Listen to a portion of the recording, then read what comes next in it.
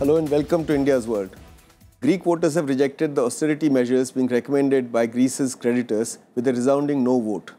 This could lead to Greece exiting the Eurozone and with it denting the 60-year-old project of building a European Economic Union. Greek Prime Minister Alexis Tsipras believes that the referendum strengthens his negotiating position with the European leaders. His supporters see the no vote as a vote for hope, the possibility of a new deal. Those who voted yes say that Greece has no choice but to agree to the austerity conditions being imposed by its creditors.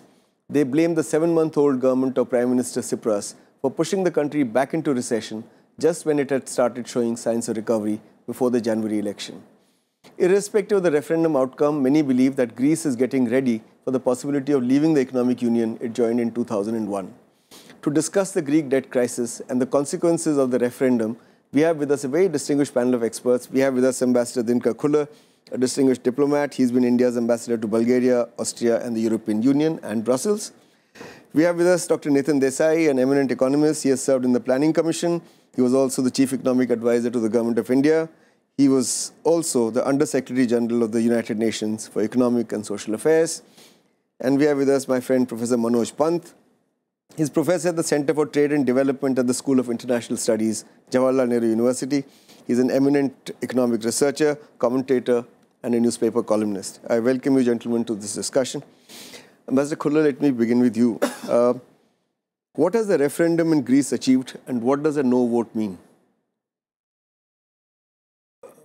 Well, it's a very clear signal by the Greeks to Brussels and to Berlin that the reality is political. It's no longer an economic question. What the Prime Minister did in a very clever move was to put it to a referendum and said, let my people decide. And the people have given a resounding vote to tell Brussels and Berlin, come back to the table. Dr. Desai, did the Greek voters really know what they were voting for? Yes, they did, and I think it was very foolish to ask a country where 25% of the workers are unemployed to vote for austerity. It was a thoroughly unrealistic expectation, and I'm glad that the Greek voters have thrown those austerity measures out. How do you do that when you have 25% unemployment? Yeah, but was the referendum testing really whether the Greek citizens want to stay in the Eurozone, or was it about accepting or rejecting the austerity conditions? I think the signal is clear. They want to stay in the Eurozone. And that is clear also from the Greek Prime Minister's statement after the referendum results, where he has stated that explicitly. And I personally think the Greek government's basic tactic was to use this to get slightly better terms. Okay. Manoj, Prime Minister Tsipras has said that he will head to Brussels with a new mandate to negotiate the third bailout program. Will anybody meet him in Brussels? Are they waiting for him? No, and doesn't this mean that Greece wants to stay in the Eurozone, as Dr. Desai pointed out, and it doesn't mean an automatic exit? No, it doesn't. You know, as Dinkar just said, it's a political issue. Now they are telling the European politicians, look, let's decide who blinks first. You want us to leave, or do we want to leave? Let's decide which hurts more. But let me be clear about one thing. If you go back to this is not a new crisis, right? This is a very old one, 2010 crisis, which was postponed by the Troika, same Troika. Remember, at that time, the austerity measures that the Greeks agreed to required all the debtors to undertake a 50% or something reduction in the value of their repayments and reduction yield and austerity measures. And then that also happened when the Greeks were found to have fudged their figures. Now, I'll comment on that later about the causes. I think that you've got to understand because, it's easy enough to talk about the politics. But to assume that any economic standoff can be solved by politics is not true. So whether you're left or right, there's certain economics which cannot be sorted out now. And I don't think he's going to get, except I think the bailout he could be given is some better terms on which to repay the principal. No one wants the principal to repay it. People want the interest to be repaid. Recall the Brazil crisis in the 80s. People said, okay, don't worry about the principal, at least pay the interest back. But that also they can't. I'll come back to that later on the structure. Ambassador Khuller, so what kind of deal would Tsipras be looking for? Because even if he gets a bailout package now, it would probably be just sufficient to look after the international debts, there will be no money going into the economy. And unless the economy recovers, how do you repay even the interest? No, you're entirely right on that. That the reality, as I think Manoj has pointed out very correctly, the economic crisis will continue. Greece doesn't have a solution to it, although now they are in a primary surplus, so at least they're better off than they were some years ago. They will have to look for methods to solve. But you see, the problem I see it as today is that Brussels doesn't have the political punch. You know, you appoint a president of the council and of the commission. I mean, Juncker himself 2 years ago said, was offered this job 5 years ago, I don't want it. Now he's accepted the job of the commission. You appoint someone from East Europe to do a compromise. They don't count. It is Merkel who will make the decision. The euro is basically the Deutschmark writ large. That's the reality. But I would say that they will be offered a solution, because let us be clear. What you are looking at is protecting the creditors. The global system has been run as the welfare state for bankers for quite some time now. So they're looking for safety for the creditors, reduce the possibility of risks in Spain, Portugal, Italy, and Ireland, where if Greek is allowed to sink, they will face problems in those four. So I don't see the ECB or the Troika backing away from offering something. But their more immediate problem is frankly tomorrow. They've run out of cash. So they need a sheer liquidity line from the ECB. I was going to add why I agree with them that there will be a solution offered by ECB. Because remember, at base, even Germany and France know that the movement from EU 57 to 27 was a political decision. It was not, EU 15 was the economic decision, but EU 15 to 27 was a political decision because of the end of the Cold War. Now you made a political decision, take an Indian parallel. We've got 3 states which are bankrupt, right? We've got Punjab, Bengal and Kerala bankrupt. So what do we do? Tell Bengal, okay, you guys leave. Suppose Bengal has the option of leaving, would they leave? Suppose India had the option of telling Bengal, okay, sorry, you guys are costing too much, leave. So it has to be a method of solution. But my question to you was going to be, does Europe trust the Syriza-led government of Greece to implement austerity measures of any kind? No. And if it doesn't, and if what Professor Desai is saying is true, that the global financial system is now today designed to protect the bankers, so are we seeing a case here of finance capital actually subverting national politics and national sentiment? Trying to, and fortunately the Greek voters have stood up to it, so they will get supported. I would say that one possible intermediate step may be a national government. I was quite intrigued to find that the Greek Prime Minister has called a meeting of all national parties. And it's possible that they may go with the idea of a national government. I have a slight disagreement on the finance capital portion that you mentioned. I think that they have firewalled themselves very well. Now the liability of anything happening to Greece will be on the ECB and not on private banking. Private banking has covered themselves. The problem is problem for the private banks is what's going to happen to their holdings on Spain, Portugal, Italy, and Ireland. Can I go back a little bit? Yeah, please. Because, you know, as economist, I always believe that this finance is a bit of a red herring. There's always a real issue underlying. Remember, 2000-2007, Greek was the fastest growing European economy, 5-point-something% growth rate. Suddenly things change, and you look at the structure of the Greek economy, which I'm saying that this single currency is not going to work for them.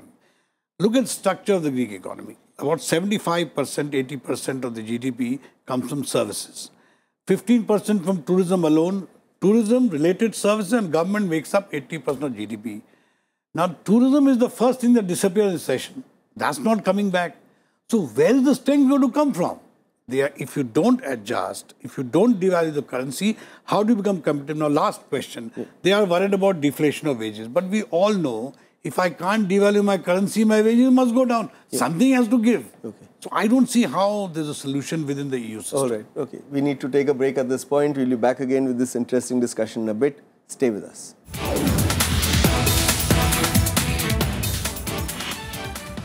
Welcome back. We're discussing the Greek debt crisis and the consequences of the no referendum. Mr. Khuller, do you think creditor countries might still be willing to look at a debt relief down the road? But after Greece shows some signs of implementing its last reform program and probably some commitment for a future reform program? And to what extent is that possible to commit to a reform program after the no vote? I think Cyprius played his game very cleverly. In the midst of the referendum, he also made an offer to Brussels. And I think he will go back to the table politically strengthened, willing to do something of a deal. He won't give in on what is crucial. I mean, said 25% unemployment and with the kind of numbers backing him. But he will go back and try and do a deal. I think the ECB, rather than the IMF of the Troika, and the Commission will be more flexible. They are likely to be more flexible for the reasons which I think Dr. Desai has put down very well. Yeah. That tomorrow you may have Italy, Portugal, anyone, if you can walk out after having a debt of this amount and walk out and say, I move back to the drachma, tomorrow there'll be the lira, tomorrow there'll be the scudo, whatever it might be. I think the Germans will be too worried. My own view is that the call is essentially now Germany's call. Okay. Dr. Desai, how bad is the situation for Greece now? Because IMF default is one thing. The real deadline is July, isn't it? When the ECB loan of 3.5 billion euros, a bond repayment has to be made. Now, if there's no international bailout program by that time, could the ECB then pull the plug? And then what happens to the Greek banks, which are already in very bad shape? What you're looking at is total meltdown, total disaster.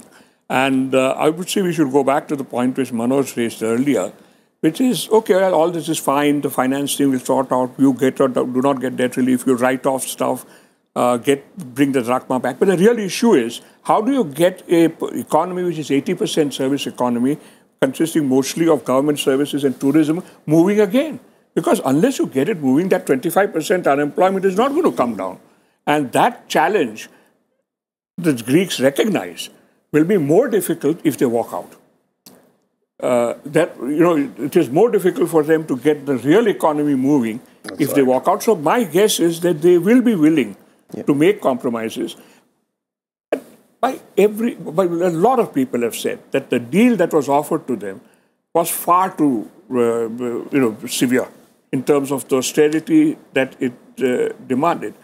The euro is based on a strange belief that you can have a unified currency without a unified fiscal policy. We had said this 10 years ago, and now I repeat it, that it is based on that madness. So I'd say that sooner or later they will have to face that deeper problem also. Yeah. What is to prevent a future? We're going to discuss that in a bit. Okay. But Manoj, Athens needs money both for running the government and running the country and to repay its creditors. Now, running the country has not been very difficult for them because tax collections have gone up and they have enough money to run the government. But how are they going to get any money at all to repay their creditors? So why should their debt not be written off? See, for both things I'll answer. First of all, this primary surplus they have had temporarily last few years. That's been mainly because of the austerity measures that they've done. So they know that we cannot say, okay, no vote, now let's get rid of austerity. At least this has to continue, one. Secondly, again, I'm saying it's not about the money. What is 1.6 billion? Chicken feed. It's like saying that, again, let me take an Indian parallel so viewers understand. It's like saying tomorrow the state of Nagaland is bankrupt, can I give 200 crores rupees? This is silly.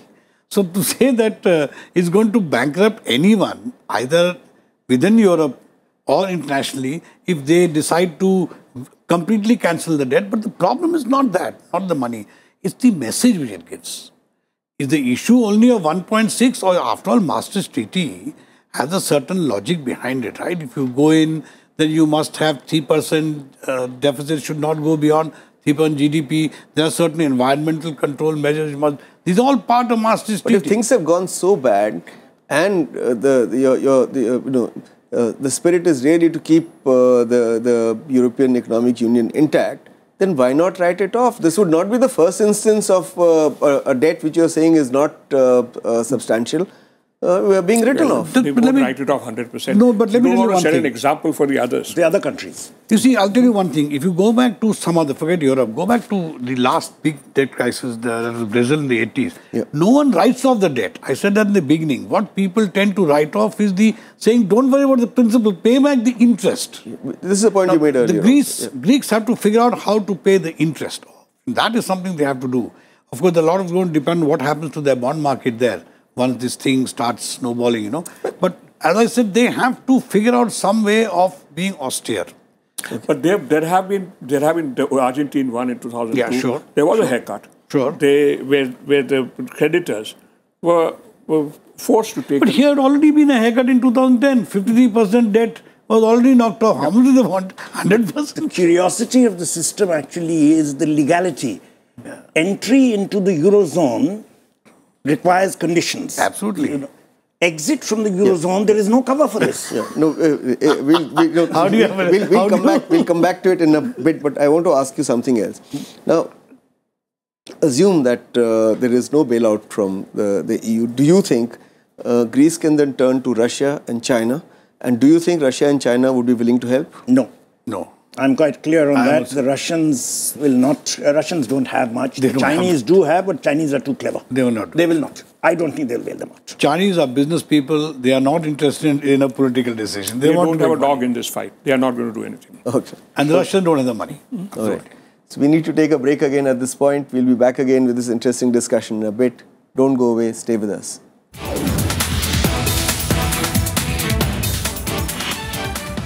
Welcome back. We're discussing the Greek debt crisis and the consequences of the no referendum. Dr. Desai, you wanted to compare the IMF and the European Central Bank before we went to the break. Yes, if you saw the IMF report was far more accommodating in terms of the views which the Greek government had advanced, and the Greek government has explicitly welcomed the IMF report. And I was intrigued as to the timing of that report. And why was it put out at that particular time? And my guess is that there is going to be pressure on Germany to back down a little. And I understand that Merkel will be meeting with the French president today. Yeah. And my guess is that that will set the pace. So there will be French pressure to... There will be French pressure on the Germans saying, please back off a little. Okay. The fear is contagion. The fear is contagion because this is only the beginning. You've got at least 4 other potential problem areas. I'm going to ask you on that in a bit. Manoj, could there be new election if elections in Greece if the financial situation worsens? In Greece, after the no vote, although he's got strengthened, but if the economy worsens, there's a run on the banks, then what happens? Well, you see, one can't say. See, look at it this way. He's done a very smart vote. He's asked people, look, would you like to make your life more difficult? Everyone said no. So it's not surprising, right?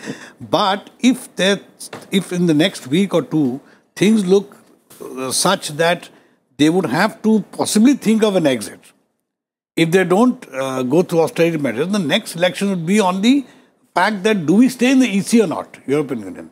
I think that's the point that will happen at some point. Okay, so what will be the consequences of the Greek debt crisis on the European financial systems? And would the Eurozone be better off if Greece exits? And would the Greeks also be better off because then they will have financial autonomy? I think the Europeans, as I think mentioned earlier, that they built their firewalls. I don't think an exit will cause a major problem. I agree with Dr. Desai. The worry is then that once you have this kind of moral hazard issue, then every country can decide that I take as much money as I like and then I exit and go back to my currency. That may worry the Europeans, but I think that the Europeans are fairly well protected. They are ready for a Euro exit, a Greek exit.